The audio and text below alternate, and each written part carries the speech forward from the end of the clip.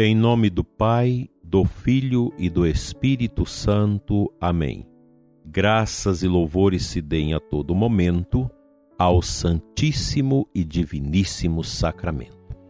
Espero que você esteja bem, dileto ouvinte, alegre, feliz, com uma fé atiçada pelo dom do Espírito Santo no seu coração. A gente precisa viver da fé como a Bíblia nos ensina. O justo viverá da sua fé. Esta fé que vem do alto, esta fé que vem do Espírito. Se você está desanimado, frio, coração não está bem, hoje, quinta-feira, dia eucarístico, é hora de parar as atividades um pouquinho e visitar o Santíssimo Sacramento e se deixar encher dele. Para você também religiosa, você monja que está nos conventos que são silenciosos, mulheres, homens que vivem nesses grandes mosteiros, só para rezar, curtir a pobreza de Cristo, a vida fraterna e os trabalhos do mosteiro. Vocês também precisam de adoração ao Santíssimo. Não somente aquela em que se faz comunitariamente. Um bom religioso, uma boa religiosa, um bom monge, uma boa monja, precisa ter o seu programa pessoal de oração muito bem definido e elaborado. Você, pai de família, mãe de família, você, filho, filha que quer fazer a vontade de Deus, você, pessoa consagrada, leiga, se quer fazer a vontade de Deus, nós, sacerdotes e bispos, precisamos ter o nosso programa pessoal de crescimento em Cristo. E esse programa passa inevitavelmente pelo amor a nosso Senhor Eucarístico. Seja no altar, na comunhão da Santa Missa, seja na adoração a Jesus na hóstia santa, no sacrário das nossas capelas, onde Cristo se dá em presença real, através do pão consagrado no seu corpo, no seu sangue, na sua alma, na sua divindade. Cristo está na Eucaristia. Duvidar disso é se tornar um herege, se tornar um apóstata. Tem muito católico apóstata que não crê na Eucaristia. Quantas vezes já ouvi isso, até de sacerdotes? Não, a Eucaristia é o milagre de uma memória. A gente recorda o sofrimento de Cristo na cruz, na Eucaristia, por causa do sofrimento do povo, para que a Eucaristia possa ser um sinal de libertação do povo. Tudo bem, é sinal de libertação, mas é uma memória viva, presente, atualizada de nosso Senhor Jesus Cristo. Essa ideologização da Eucaristia é muito perigosa. Aí quando não se tem fé no mistério da Eucaristia, e aqui atenção padres, equipes de liturgia, por favor, preste atenção. Quando não se crê profundamente na presença real de Jesus na Eucaristia, nós instrumentalizamos a liturgia. Aí começamos a colocar coisas estranhas dentro da liturgia. Eu mesmo, como padre novo, muitas vezes fiz isso por falta de consciência. Criatividades, coisas que não tem nada a ver com o mistério da Eucaristia. Aí você entra na seara fúnebre dos abusos litúrgicos, das besteiras litúrgicas. Quanta coisa estranha nós temos assistido na liturgia. É um sintoma. Eu nem condeno as pessoas que fazem essas coisas, porque isso tudo é falta de conhecimento. Quando a Sagrada Escritura nos ensina que por falta de conhecimento o povo se perde, é isso. Gente que nunca leu a Introdução Geral ao Missal Romano, que nunca leu o livro Introdução ao Espírito da Liturgia, de Guardini, ou do Papa Bento XVI, que nunca aprofundou a catequese do Catecismo da Igreja sobre a liturgia, aí você começa a fazer essas coisas bobas. E isso é prenúncio de uma apostasia que leva as pessoas a não crer na verdadeira e real presença de Cristo na liturgia eucarística. Isso é gravíssimo, Portanto, hoje eu te convido, vá adorar o Santíssimo. Hoje é quinta-feira, a gente recorda a instituição da Eucaristia e reafirmar a sua fé. Você que está com essa bobagem, com essa influência luterana, protestante no coração, de não crer na missa como presença do sacrifício real de Cristo, vai estudar o catecismo, procure um padre idôneo, que sabe liturgia, que conhece essas coisas para você se orientar e volte ao bom caminho da verdade. A Eucaristia é o ápice, é tudo na nossa vida, como nós falamos na quinta-feira passada. Negar este mistério é negar a fé católica. Então a Eucaristia não é lugar para homenagens, não é lugar para incensar ninguém, não é lugar para evidenciar conscientização social, não é nada disso.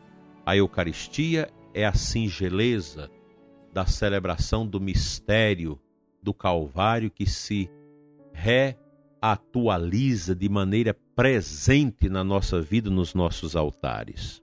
A Eucaristia não é uma brincadeira, não é um ato social como nos ensinava o grande ateu Emile Durkheim. Não, a Eucaristia é mistério, incompreensível aos olhos, mas que pode ser acolhido pelo altar do coração. A nossa fé católica não pode prescindir disso. Ninguém tem autoridade na igreja de modificar essa compreensão. Isso é da nossa igreja, do nosso patrimônio católico. A fé na Eucaristia e o poder do padre, do sacerdote, para celebrar o augusto mistério e pelas suas mãos, pela epíclise da sua oração sobre as oblatas e a oração de consagração, Cristo se faz presente no pão e no vinho consagrados no seu corpo e no seu sangue. Essas espécies se tornam divinizadas pela presença de Cristo. O católico não pode fugir disso. E eu digo para você, quando a gente crê com toda a força no nosso coração na Eucaristia, quando nós dobramos os nossos joelhos vacilantes, que um dia a terra vai destruir na sepultura, diante de Cristo, você pode ter certeza, prezado ouvinte, nenhum problema resiste. Diante de Jesus Eucarístico, todas as montanhas intransponíveis dos desafios que se apresentam diante de nós se tornam aterradas e planificadas. Confia, adore, busque, jogue fora a sua incredulidade, desfaça das suas dúvidas, não converse com quem não creia, largue essas pessoas para lá, visite os santos, leia a Sagrada Escritura, adore e tudo mais será diferente, porque esta é a fé da igreja, que nós não podemos abrir mão dela e nem vamos deixar que outros, na ideologia, queiram roubá-la para transformá-la numa outra explanação. Que Deus nos dê a graça da fidelidade a nosso Senhor.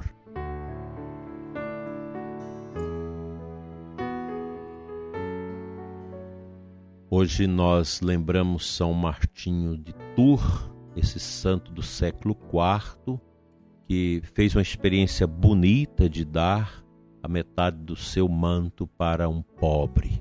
E ali nascia toda uma experiência litúrgica profunda de amor a Cristo no pobre.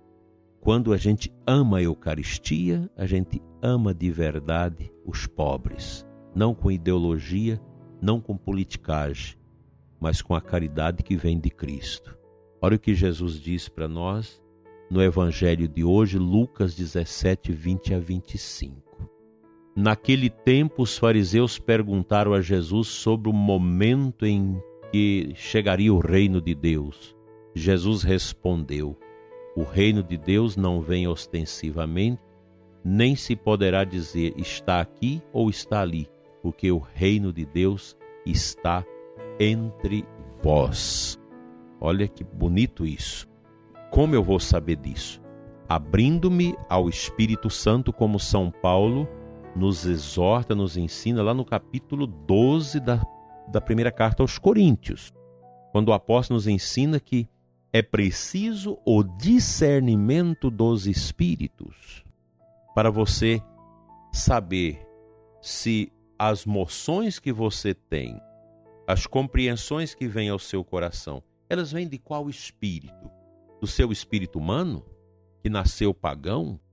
Ou do espírito de Deus, ou até mesmo do espírito das trevas?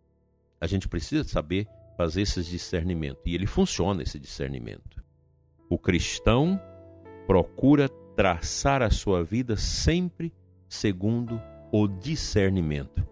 Imagine se todos nós batizados, se nós sacerdotes religiosos fazermos esse discernimento, a gente vai melhorar muito o nosso ministério, o nosso serviço, as nossas famílias. Porque muita gente na igreja age segundo o espírito humano e alguns agem até segundo o espírito diabólico. E é por isso que a gente tem abuso na liturgia, por isso que a gente tem frieza espiritual, desrespeito com o Santíssimo. Você vai aí na capela do Santíssimo da sua comunidade, está lá aquele forro amarelo de 3 anos, nunca troca isso, a vela queimada lá, os restos em cima do altar, o Santíssimo no escuro, as rosas podres, apodrecidas de 3 meses, ninguém cuida, ninguém zela. Você olha no teto da capela do Santíssimo, está lá a sujeira, as teias de aranha e tudo mais, porque é uma comunidade que perdeu o rumo, que perdeu o discernimento, que perdeu o espírito de piedade. Você mede a eficiência de uma comunidade, de uma paróquia, pela piedade do seu povo e do seu sacerdote, dos diáconos e dos religiosos. Nós precisamos ser homens e mulheres da piedade. Por que você não pode fazer genuflexão diante do Santíssimo? Não é possível. Se você não faz a genuflexão, se você não tem piedade com a presença real de Jesus na Eucaristia, é sinal que dentro de você as coisas estão bagunçadas. Ou você não crê mais. Ou você já foi contaminado por esse espírito de incredulidade que reina no mundo. E o reino de Deus já não está dentro de você. Os sinais do reino estão presentes, onde o amor ágape, o amor de Cristo, a força eucarística, a unção do Espírito Santo acontece de maneira sobeja entre nós. Como que está a sua paróquia, a sua comunidade? Como que estão os conselhos das nossas paróquias? Eles se reúnem para rezar ou só para discutir problema? Só para fazer planejamento, só para fazer isso ou aquilo? Os conselhos também precisam de rezar, precisam dobrar os joelhos diante de Cristo. Católico precisa adorar o Santíssimo. É a força da igreja, é a força das nossas pastorais. Grupo de canto, grupo de liturgia que atua na liturgia, mas não crê, não comunga, não confessa. Está errado. Como que você vai servir o Rei dos Reis, mas se você não tem uma fé, não tem uma piedade para acolhê-lo no seu coração? A igreja precisa de servidores ungidos, cheios, plenos do Espírito Santo. Do contrário, nossas comunidades vão se tornando comunidades doentes, infelizes, que não contagia e que não evangeliza e que não acolhe os outros. Pense nisso. Leve essa preocupação para dentro do seu grupo pastoral, para a sua família. Sem Jesus, nada feito. Sem Ele, não vamos enxergar o seu reino entre nós.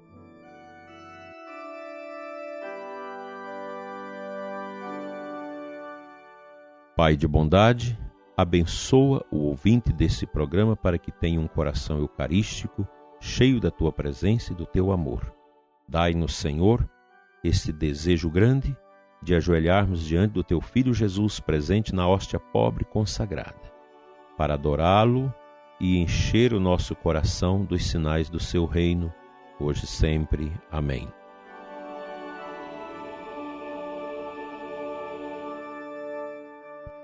Deus Todo-Poderoso te abençoe e te guarde, abençoe sua família. Em nome do Pai, do Filho e do Espírito Santo. Amém. Uma feliz adoração ao Santíssimo. Rezemos pela igreja e até amanhã, se Deus quiser.